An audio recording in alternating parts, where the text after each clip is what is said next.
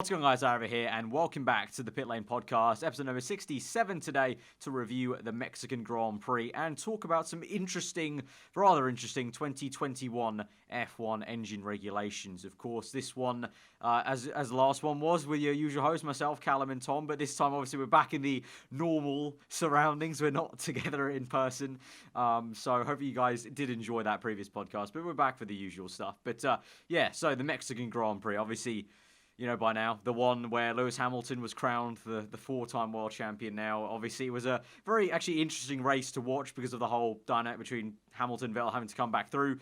In the end, a bit of a, in Hamilton's own words, shit way to win the championship, but nonetheless, it was taken. Guys, just a quick line maybe on just that alone, him winning the championship. Well, I enjoyed watching it through Twitter as I was on my train home. But the amount of times I've rewatched the highlights and seen the little bits, and it was a surprising start to say the least. It's very rare that you see the two championship protagonists come together before in the race where it looks like the championship is going to be clinched. So it kind of put a bit of a stale kind of vibe on it, but still, to see him come through the field still proves his racecraft, still proves his ability, and we've got some pretty good tasty racing between, for example, himself and Alonso, and a championship which, obviously, from the last podcast, we said he's pretty much wrapped it up. He wrapped it up with 2 races to go, and I don't know, I think four-time world champion. It looks right. It looks right that he's now a four-time world champion. But it's this end of the season is still going to be quite interesting because I think there's a certain Max Verstappen that wants to get himself on the cards for next year. I'll try and keep it to one line, like you said. Large line. Very enjoyable race. To be fair, I think the way we watched it was different because we watched it together. But yeah, it was an enjoyable race. Really good racing throughout, and one of them more enjoyable races, and Hamilton deservedly wins it. So yeah, fair play to him. Yeah, okay, all round. I guess I feel sort of the same way. Obviously, you know, stuff that's happened in the past that already happened. You know, with the whole graph. I saw that graph earlier today. I think Autosport tweeted out that same graph of showing the projections of, you can see from Singapore onwards, all just the momentum swung and it split like that. You know, that already happened, so you can't really change that. And so Hamilton just did what most you could do. Obviously, very interesting start with Verstappen. I think me and you and Tom, we watched it together, like you said. So we were saying that Verstappen was going to do something into turn 1, turn 2, make it happen. From a mile back, to be honest. And he did. Yeah. Got into first place. Obviously, Vettel, I saw some stupid debates about that. That was nothing more than just a racing incident. He controlled some oversteer. Unfortunately, just tapped the rear tyre for Hamilton's sake, got the puncher. Obviously, Vettel pit anyway due to the safety car coming out, and so that was good on his part to get that out of the way, and then they just went as long as they could, basically, and tried to overtake as much as they could. Obviously, you could see, I think once again, you could see that Mercedes car was not as good as the Ferrari in dirty air. That was kind of quite apparent in some cases, but like Cal said, Hamilton still able to make enough passes, and anyway, it wouldn't matter because Vettel didn't get the position he needed. He got to third and then went mamma mia at the gap that Raikkonen had. So, kind of all the cars were stacked against him. But yeah, a really awesome fight against Alonso, and that kind of showed how good next year could hopefully be if Alonso's just in that fight as well. Like, it's been so long since we've seen that guy fight for like victories or even just podiums with these top guys. And so there was like a little glimpse. It wasn't even that much. It was like, what was it, a lap and a half? Yeah, 2 laps basically, but it gave me goosebumps. So literally, yeah. Them two going. It's been so long since we've seen them two side by side, and you can just see the talent and just the inner championship vibe.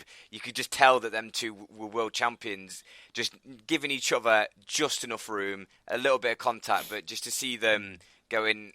Like, obviously Alonso, he's been beefing a lot recently about the fact that obviously Vettel's not as good as Hamilton. He's been trying to stir it up a little bit. Yeah. But now the fact that we actually saw a little bit of a battle between them two does bode well for next year. Fingers crossed the Renault is any good, because obviously after that race, it looked like the Renault engine was worse reliability-wise compared to the Honda. I mean, people won't know, but before the podcast, the Renault engine is very much like that. Like, yeah, if people it's know, good, you it's know. bad. But I love the race period because like watching it out of like you, me, Nino, and Hayden. Like the start and also the battle itself. Like in the battle, like it happened, and it was like, and like everyone's like in their seat, like. Yeah, we're all like, it was like and genuinely at the like, start really of the awesome race, when it all went mad, it was like, oh no, oh no.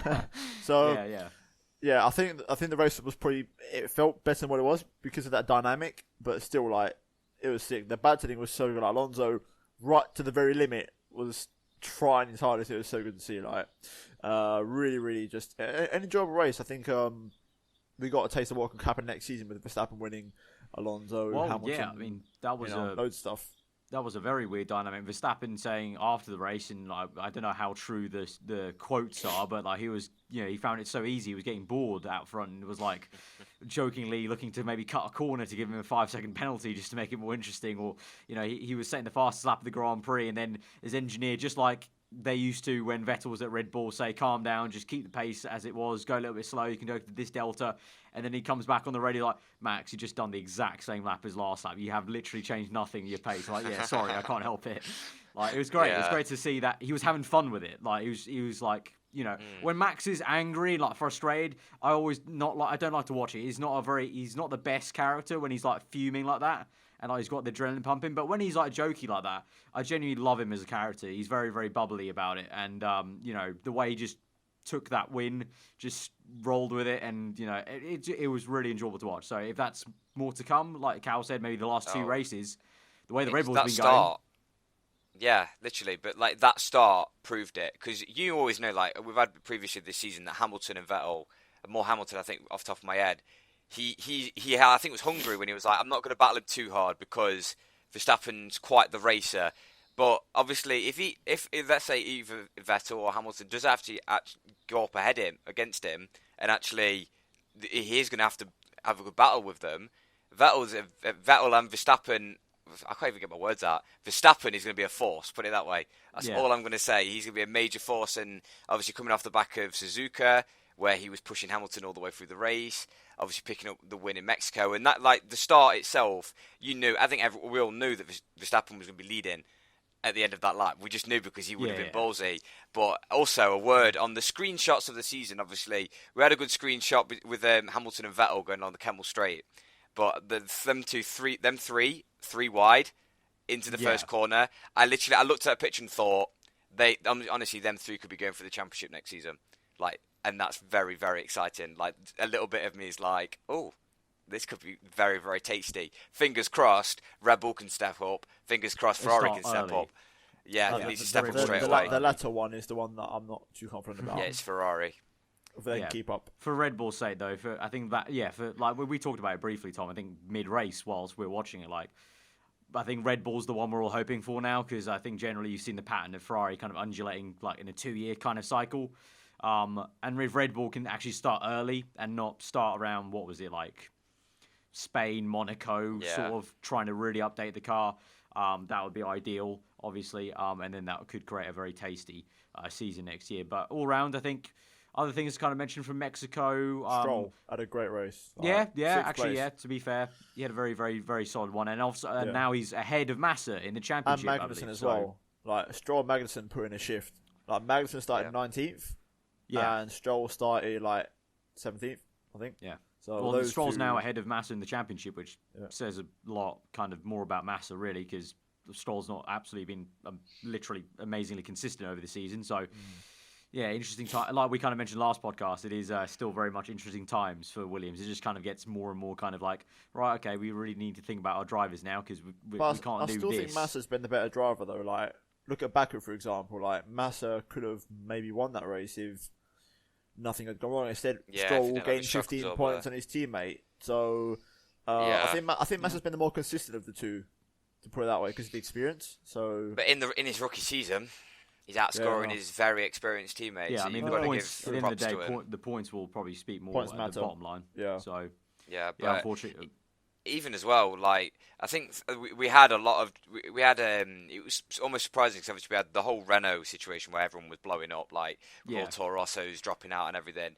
But I think at the front, obviously you've got to give props to Bottas for finally stepping up. Obviously, a few names dropped out of the way, but it seemed all weekend that he was quicker. He was used to the lower grip kind of track. Yeah, I genuinely think the only person that could have matched Verstappen, just like qualifying, the only person that could have matched him for pace would have been Vettel if they were like up the top end. I don't think Hamilton would have been able to match Verstappen's pace. No, I don't I'd think even the say Vettel Mercedes- would have struggled. I Like, think so the I think Mercedes had Bottas it. in that regard did well. I I don't think he had a bad race. I don't think the Mercedes had it this weekend, so I think Bottas just did the maximum he could do, which was, Definitely. basically wasn't ever Yep. challenged for second. And Kimi as well. I mean, obviously Kimi again got handed some positions, but I think he drove it to the best he could again. I don't know. Two Maybe in the podiums in a hands of row, Vettel, that Ferrari could have caught the Mercedes car. Well, I Yeah. mean, the laps Vettel was doing. Well, Maybe. yeah. I mean, Like, he remember Vettel was was on. Did he Ultras pit again. again? And ultras. So that Yeah, was but he was also. pinging in fastest laps, like even with the tyres like 30 laps old. Like Yeah, he true. was, He was. Yeah. Yeah, it's I Like, impressive. think you could out of tell, like, everyone though, he was trying really hard in that message of "Mamma Mia." Like he knew Yeah. that even he was pushing like an absolute animal. Yeah. That gap was too Yeah. big to get down. And but yeah, I think it was an interesting dynamic. I thought the race overall was very good. I enjoyed sort of like the mixed up positions, fire back through the field. People just doing like sort of different strategies because of the virtual safety car. It sort of changed the race a bit. But all in all, yeah, it doesn't really mean much. Like for the championship, except for Hamilton won. Other than that, nothing else really changed. it's just But a then dead you got- race. I mean, Yeah, we I had think a funny battle. also a big team we need to mention is Force India and man like Ocon. Yeah. Wow, I mean, like that yeah, fifth Force India place as a whole was also. insane. Force India was secure fourth. Yeah, they secured fourth. I mean, also the interesting stat is Ocon and Perez by themselves, if they were Yeah, a one-man I've seen team, this. they would have scored more than Williams. That's a madness. Like they would have That still is- finished fourth with only just one driver, basically. Like Williams, That's a lot. just stop acting like you're a big team anymore. You're not. You're just not. You're just not. Force India, like Yeah, Force India doing bits. I mean, fourth like best we team. do speak about next season, like top three teams plus Renault plus McLaren, but you still can't write off Force India, can you? Yeah, no. I mean, they'll always be there. depending on how much McLaren step up and how much Renault step up, Force India will still be there bothering them at a few races here and there, like they have done right now. Like in some cases when you have the front runners sometimes dropping behind. So, yeah, Force India doing Yeah, a bit. Well, just soon it literally might be called hands Force down. One. We still don't know if that's actually going to go through. We'll see. But We'll still yeah. probably end up calling them Force India. probably They'll just out of force probably- of habit, to be honest. Yeah. Yeah, it's been a Um, long time. Last little bit for me was just a little funny kind of bits towards the end of the race. That guy who got like, what was it, face planted as Hamilton was running my back. God. Mate, That was a funny well, the thing moment. is, me and Hayden watched it live. Like you was looking at your phone and you completely missed it, but me and Hayden were just like, we lost our shit. Yeah, it was yeah. so Like, funny. what on I earth think you is watched going it on? back. Also, shout out to the like the podium DJ set assembly. That was sick. Like Yeah, the way the that podium was spun sweet. around into the DJ stage and you had hardball playing. Fully rate that. That was cool. That was I epic, genuinely like- just like the fact that it was kind of all decided at Mexico just because of that stadium section. Like, of all places to do some donuts, it's kind of there. Like, that's really where you want to be doing your donuts. And it did actually make me laugh with all the. I think that's the thing. A lot of people moan that there was a lot of focus on Hamilton, and then the podium kind of got a bit bunned off. Obviously, there's a reason for that. He has just won the It's championship. the World It- Championship. It made me laugh because obviously they was following Hamilton, and Hamilton ran off onto the track, and then saw all the fans pour onto the track and do a 180 and ran backwards because everyone else was he's literally going to get mobbed on the track. But you know, as much as like. Me and Aaron for like, oh, that's a bad idea. That's not a Yeah, good exactly. idea. Yeah, Why it's is a he bad running that idea way? to be running. You really didn't want to be running that way. But Yeah. no, of all the, I think Mexico's now been kind of stamped back on the calendar. Now that a championship's been won there, I feel like it's made it a bit more interesting, and especially does with the feel like battles a at the good start. It's made obviously Good race. 2015 was a bit of a dead. 2016, yeah. I think 2017 is now finally This one stamped was in the decent calendar. enough. I think it was decent enough Yeah. for it to Yeah, be definitely. kind of like, yeah, it's a good vibe. And then I guess really, I think that's really it because really not much else to talk about then. I think the more kind of juicy topic for us to kind of dig our teeth into is the 2021 engine regulations that have been proposed by the FIA. Quite detailed proposals for a proposal this is. So like I kind of agree, I saw some things about teams kind of like, I think Toto Wolff was saying as well that it's kind of odd that FIA made it that specific for a proposal. I kind of agree, but it's also kind of nice to be this specific at this stage because it's kind of giving inkling to hopefully where they're going. So I'll read it out if you don't know already. So it's a 1.6 litre V6 turbo hybrid, 3,000 RPM higher than what we have right now to hopefully improve the sound. So it's a higher range. I will add a caveat to that. If they add a high RPM limit, doesn't necessarily mean they'll still run at the high RPM. Oh, yeah. The F1 The teams current actually, engines can already go that they way. already run 5,000 lower than they could run, but due to the fuel flow limit, they don't. So it's unfortunate that there's really been no mention of a I can't speak like Callum. fuel flow limit.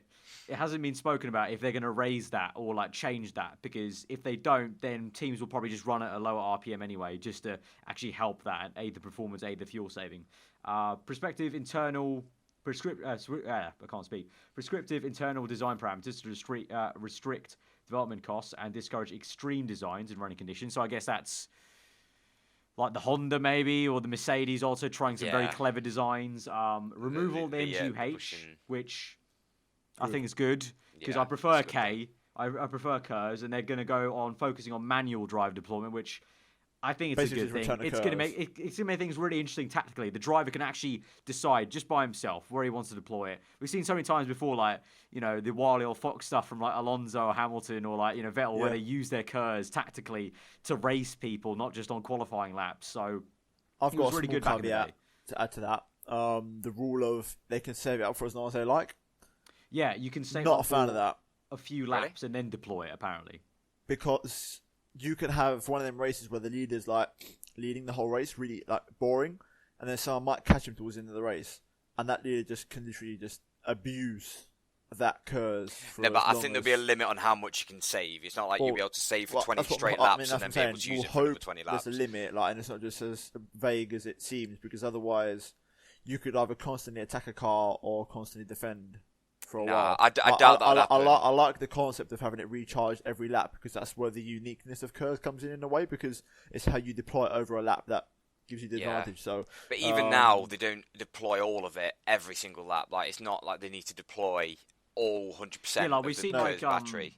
Even when KERS was available, like when the KERS heads-up display, we've seen bar, sometimes like a lot of drivers have like maybe a little bit left, and then you see the graphic reset to the full bar. Yeah, again. Like they just because it's not generating. That's the thing. Is that it's almost the compromise between how much you're actually going to generate and how much you're going to use. And it is like fair enough, because like that's the thing. By saying that they can now use it a bit more to themselves, I think it's a bit of a weird statement, because they can anyway. Because they've all got overtake buttons. They can all deploy it when they want, but obviously, and they know how much battery they've got left. We can't get to see that.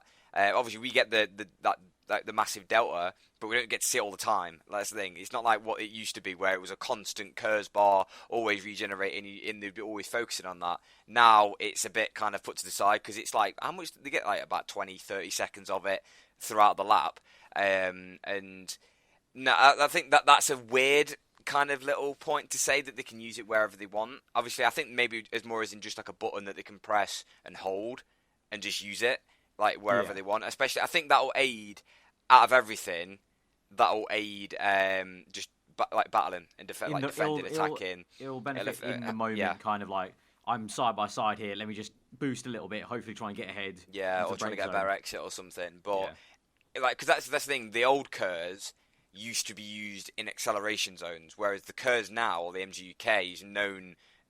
Like we see cars slow down at the end of straights because it's ran out of electrical power. So it's like a slightly different tinge. It's not going back to the 2009 one, but it's not going. It's like not a major change. Well, right now but it's not very. Don't get me wrong. It's still quite. It's very fluid. Yeah, it's right all now. in the it's air. Kind of used everywhere. Kind of like it kind of works with the engine to kind of smoothen out, along with the turbo, smoothing out the torque curve. Kind of get the power delivery, get it boosted like out of corners, but then also just on straights as well. Whereas obviously KERS was just kind of like like you said, out of corners. Which is why Honda's so slow in a straight line, because it just runs out of electrical power towards the end of the straight. It's not even the fact that the actual ICE is not powerful enough. It's just the fact that if it was just on the ICE, it wouldn't get anywhere near that. So a lot of this is also like, even Honda can't mess this up. Like, there's no MGU-H. That's Honda's worst thing, the MGU-H. Yeah. MGU-K, if they're going to have tighter regulations, maybe better. The last few ones, single turbo with dimensional constraints and weight limits, again, going to help Honda. There's a lot of, like, even Honda really can't mess this up. But also at the same time, standardizing a bit more, because there's still some, gains and not gains made between Ferrari and Mercedes still at this stage. So it's also simplifying to try and encourage outside people to maybe come into the sport. Yeah, as well, like cheaper option. I mean, all this as well at the same time will all just make it cheaper if it's simpler, basically, like single dimensional constraints. That'll just make it cheaper as well. Standard energy store and control electronics, that cheaper if it's just all standard for everyone. High level of external prescriptive design to give plug and play engine /chassis/transmission swap capability. So that's going to be more so, if maybe teams are planning in the future to swap manufacturers, perhaps it's easier to swap in different engines, perhaps. I think also, just plug and play. And then also I think also that might, the way it's worded, I think that also may mean also just making maybe the engineer's life a little bit easier, swapping out new engines between sessions, because we've seen so many times this season now it's been like overnight jobs, breaking the curfew to change engines. If it was a bit of a simpler, like they say, plug and play job to swap that stuff, it'll be just a bit easier time on the actual people involved in the sport, because they're already like such under stress with the amount of races we have and back-to-backs and whatnot. It's not helping the fact that they're saying they wanted to extend the calendar when they've already got issues here. And then lastly, intention to investigate tighter fuel regulations and limits on number of fuels used. So that's all about kind of fuel flow, the way they use the fuel, because a lot of performance can be made by the fuel. We've seen now with, Red Bull, they go with Mobil 1, Renault go with Castrol, so they have their different fuel suppliers, so each individual fuel supplier maybe can find something different. We've heard a lot about Shell finding Ferrari a lot of performance lately, and that's how they started the season so well. There was a lot of talk about what they've done to the Shell V-Power fuel they use in the F1 cars and all this stuff, and obviously Mercedes with Petronas. So yeah, all in all, I mean, what we think of the vibe? Like me and Tom kind of talked about it briefly. It sounded good initially, like when you just hear it straight away. Like I'm liking what I'm hearing. Simpler, cheaper. It's meeting the demands of what's come out, which is what. Because I've already seen people slate Ross Brawn for the fact that they haven't brought in a higher V engine. Let's put that straight. We're not going to go higher than a V6. Like, let's be honest. We're never going to see a V8 or a V10 or a V12. Yeah, it's just when you've got people like Jake Humphrey sat on Twitter saying that people only watch for the noise and stuff like this. It's just like, no. Just be quiet. Just sit in a corner and be quiet. Because the reason we watch Formula 1 is for the racing, it's for the talent, it's just for this, that and the other, and just the sheer amazingness of Formula 1. But I don't know. Discuss twin turbos. Why did they drop it? I don't really know, to be honest. Save cost, one less turbo to worry about, literally. That's the only thing I can think of, to be honest. Yeah. I don't know, maybe they can feel like they can get more power, like they're adding more MGUK, they're removing the MGUH, so I don't know, maybe they feel like that's where the engine technology is headed towards, kind of more like brake electrical recovery systems rather than making a turbo more efficient. Also, I think a lot of teams have had issues with that whole MGUH turbo efficiency, so maybe there's just one less turbo to worry about as a whole running. I don't know. I think, like Tom said, they're trying to make it as level as they can, so it's like encouraging future manufacturers to come in and be like, oh, it's easy to hopefully make this, and it's not going to be too drastically expensive to research and develop. Yeah, that's what I thought. Like, I have a feeling that, like, there's a reason why they dropped. I think there was just like, right, okay, if we're going to drop the MGUH, then we're going to have to just make the turbo side a bit easier, like for the likes of Honda and everyone who's had troubles with it. But I don't know, because like the rumor of that was around.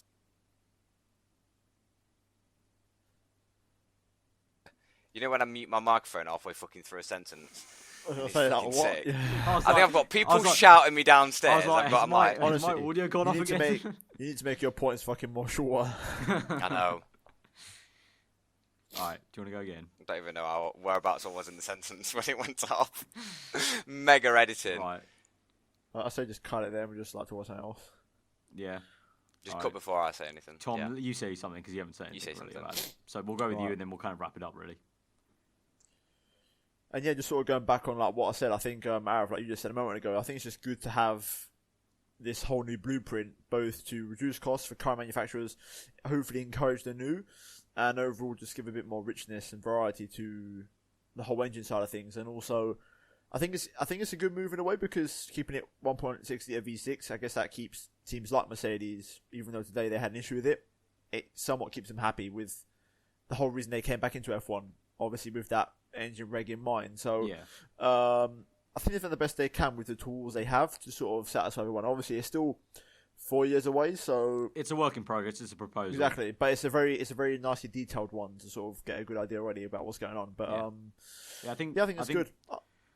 I think part of the issue Toto Wolff had was like the fact they were so detailed, because that was weird. Like he was like, I think from what reading, it was like it's too detailed for a proposal, and so the teams are going to have to pour money into the research and development to like develop this idea and see if it would work.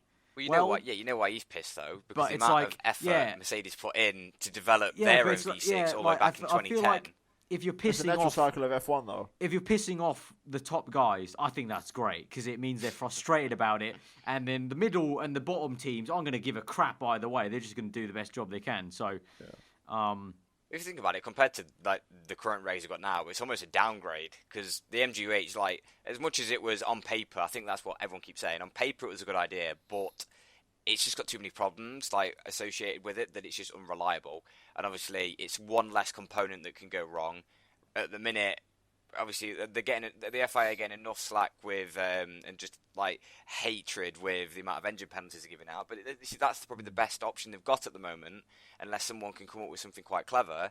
So by reducing one component, it's just one less thing that just can make go it simpler. wrong. Like, Yeah. that's been the thing. Like, simpler engines. Like, all the manufacturers that are not in F1 are just saying these engines are way too complicated and expensive for what they're worth. Like, for what's actually going on here, which is a Formula One race, not developing a rocket ship for like mass millions or whatever. It's just some races over the course of a year. So it's just too much to actually spend and not getting enough back in terms of potential research for whatever they want to do for road cars or whatever the case. That's a whole other argument in its own. But yeah, I think that's pretty much kind of the wrap up. I mean, I think that's the biggest, juiciest kind of news that we wanted to talk about, really. So I'll probably be doing a preview podcast for what's the next race? I can't remember. Brazilian Grand Prix. There we go. Yep. The Brazilian Grand Prix. That's obviously in like 2 weeks' time or a week and a half by the time I posted this video. So we'll do a small preview podcast next week for that. Obviously, we had the real life podcast last time out. These guys were around down here in London, so that's why this podcast being a bit late. So as you guys have kind of seen, the last few weeks have been quite messy for the podcast because we've had a lot of different scheduling issues of people being busy on the weekend or even in the weekday to record stuff. But hopefully, we'll still try and we'll eventually get these podcasts out for Brazil and then obviously Abu Dhabi. And then afterwards, hopefully we can do another really fun, like end of year podcast that we did like last year. I felt like that was nice. We've got one coming. Just the three of us. Oh yeah, well, class as a Pitlane podcast. Yeah, I guess we can do that. A little advertisement. We do have like it's not really an F1 podcast. It's like a podcast with us three, but we're talking about off-topic stuff, not necessarily F1. The real life sport. We talk just about ourselves, YouTube, everything, life, everything pretty much. It got a little bit deep towards the end. So hopefully, if you guys are fans of just listening to us talk, and you've always wanted to kind of maybe learn a bit more about us three as people, and you've enjoyed the podcast for that sake, rather than just tuning in for the snappy title and thumbnail of the podcast, then I guess that podcast will be for you. Hopefully that'll come out in a few days' time or so. But yeah, I mean, that's been episode number 67, and I hope you guys have enjoyed it. If you did, hit that like button. Let us know what you thought in the comments below about the Mexican Grand Prix, Hamilton winning the championship, and those engine regs. If you're new around here, then do get subscribed to this channel for the podcast. Check out these two links in the description, and our Twitter is above our heads as per usual. Check out GT Omega. Use the code PitlaneF1 for a 5% discount at checkout, and that will benefit us directly as a podcasting team. And we'll see you guys next time. Hope you enjoy the rest of your day, and we'll see you guys next time.